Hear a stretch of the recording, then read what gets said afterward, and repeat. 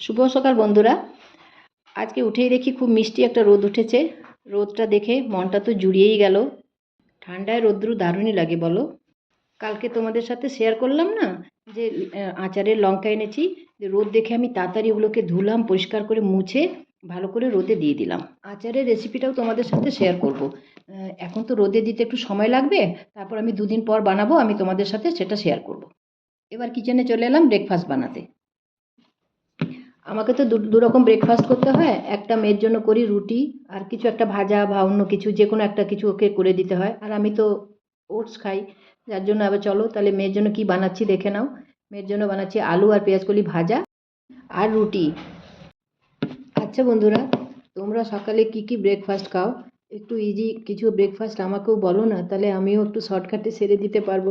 Daily মেয়ের জন্য এই ওই বানাতেই হয়, আর শীতে না একদম বানাতে ইচ্ছে করে না। আজকে আমি শর্টকাটে সেরেছি।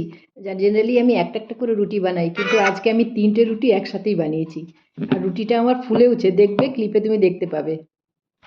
আজ থেকে আমি ডেলি ব্লগ আনছি বন্ধুরা। তোমাদের যদি দেখতে ভালো লাগছে তাহলে তোমরা লাইক, শেয়ার আর কমেন্ট করতে পারো। আমার চ্যানেলটাকে ফলো করতে পারো, এতে আমি মোটিভেশন পাবো। মেয়েকে খেতে দিয়ে আমি চলে গেছিলাম স্নান করে পুজো করতে। পুজো সেরে আমি চলে গেছিলাম লাঞ্চ তৈরি করতে। লাঞ্চ করে দুপুরবেলা একটু রেস্ট নিয়েছি। জানো তো বন্ধুরা, আজকে খুব থকে গেছিলাম, তাই অন্য কোনো এক্সট্রা ক্লিপ শ্যুট করতে পারিনি। আমার বিকেলবেলা রোজ হাঁটার একটা অভ্যেস আছে। হেঁটে এসে মেয়ে চা করে দিয়েছিল, চা খেয়ে আমি চলে গেলাম ব্লগটা এডিট করতে।